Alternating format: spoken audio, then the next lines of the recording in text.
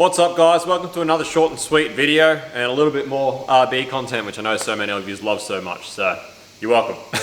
Anyway, as you can see here, we've got SHOKI, I don't know how you pronounce it. It's a Japanese JDM thing, I don't know. It's very windy today, I hope there's not too much wind coming through the mic, but we've got Robbie's beautiful R32 back here today. Now if you remember, when I did the tune for this, did a bit of work to it, we had a combination of issues, firstly being fuel supply, which as we've been through is fairly common, and secondly being that we had some trigger issues. So when I tuned this the first time, I had to set the limiter at about, I think it was about 6.8 or 7K. So pretty low limiter for what this thing is. And being that it's got some little cams in it, it does want to keep revving. You can see it on the power graph. It wanted to keep going. But because of the fuel supply and because of the CAS missing counts, I couldn't trust it, and I had to set the limiter and go back to Robbie and sort of just let him know what the problem was. Now, Robbie was hoping to get this thing to All Jap Day at Lakeside there a few weeks ago. Unfortunately, he didn't get there. So the CAS that he had in it was progressively getting a lot worse, kept breaking down, getting worse and worse. My advice to Robbie was to sort of they're not very good, those CASs. So Robbie did like a really big last minute rush to try and get another CAS for All Jap Day. He did get another CAS and he got it in, but he couldn't get it right. It was doing the same thing. So he sort of just called it, and he's ended up bringing it back out here for me to have a look at and see what's going on. So I've already put it on the dyno, I've been through the software, had a bit of a play around. I found that the timing wasn't set right. It was 20 degrees advanced, and also it looks like maybe someone's moved the TPS, or maybe it's just gone out of calibration or something, but the TPS was out of calibration as well. So it wasn't until fairly far down into the throttle stroke that it was actually coming up on the TPS, which is, you know, the ECU's thinking that it's still at idle, with the throttle closed while it's trying to come up, and then it's trying to drive at 20 degrees advanced. It was not very happy. So I'll fix those two things. We're going to now run it up and just see what it's doing, see how this new CAS is. If the new CAS is behaving well, then I'll maybe up the rev limiter a bit. Robbie obviously since then has fixed the fueling issue with the wiring and the fuel for the fuel pump, so shouldn't have any fuel supply issues anymore. So we should be able to actually rev this thing out properly now and hopefully make that magic 400 mark. So if we have CAS issues once again, if we're still having trigger issues this time around, we're just going to bite the bullet and go for a trigger kit and get this thing sorted sort of once and for all and have it done. So that's pretty much the plan at the moment. I'm just going to see how it goes today. I'm glad it's here. I'm glad we can get it finally sorted with no fuel supply issues and no trigger issues, and it'll go out the door and I'll be happy with it this time. So let's get into it. So I really do enjoy this car. Robbie's done such a good job with it. It's so clean. I love the wheels. They're very dirty at the moment, but I do love this car, everything about it. It's just really, really nice. Particularly the interior. He's done such a good job with the interior, making it so nice and tidy. It's immaculate. I love it. It's a really nice car. So as you can see, we've got our Power Tune digital dash there. If you'd like one of these, let me know. We will be dealing them or selling them on our website, which I'm hoping to launch probably while you're watching this video. Actually, by the time you're watching this, I might have launched it. We're also going to be distributing Kinagawa turbos. We've obviously had quite good results out of these turbos, running them on the Cruiser as well. We're very impressed with Kinagawa as a whole, so we've decided to sell their turbos as well. So, you know, all of the stuff will be available on the website. There'll be a link in the description if you want to go order anything.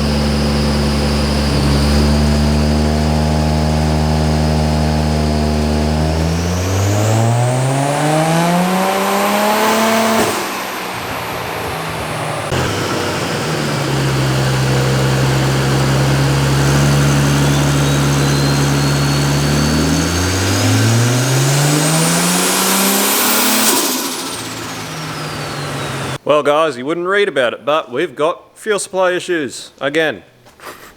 Yet another JDM car with fuel supply issues.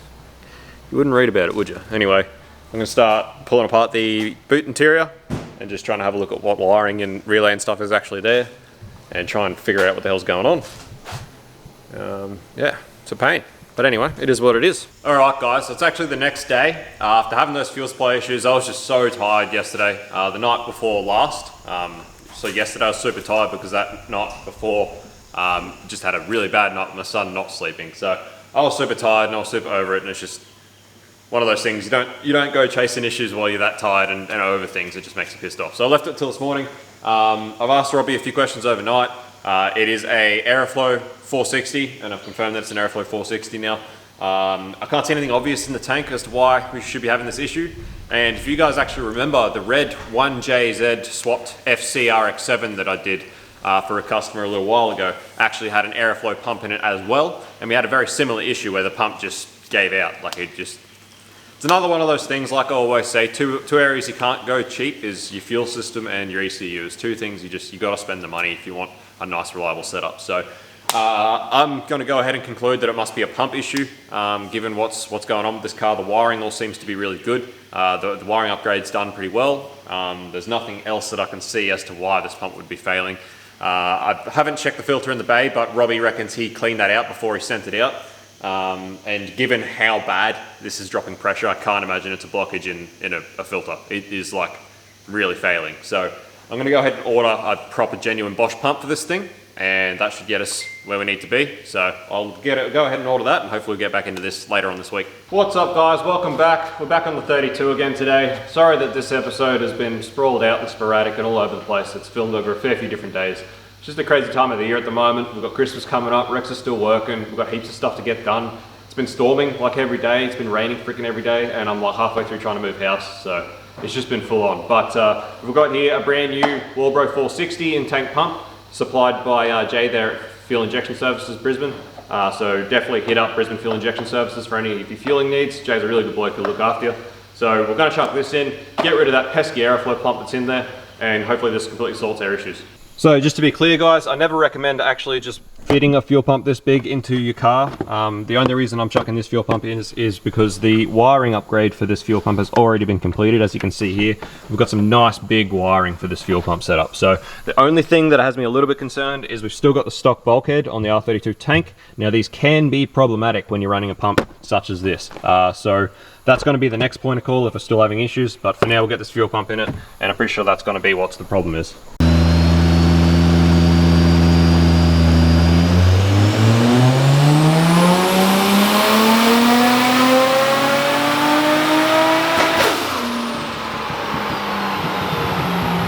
Alright guys, so that's got it to the bottom of our fueling problems, which is a good start. So we've got our fueling under control, it's keeping pressure now, which is awesome. So that's one problem fixed. However, the second problem, which we also had with this car last time, is the classic old Nissan optical cam angle sensor. So we're still, as soon as you hit 6,500 RPM, missing counts. It's all over the shop's not doing what it should be doing. So this is very typical of Nissan optical sensors. I really wanted to get hold of a New Zealand trigger kit, New Zealand wiring one, just because they're very simple, and on something like this they can be installed very quickly in the stock location. You don't have to do much modification and you're already halfway there with a decent trigger.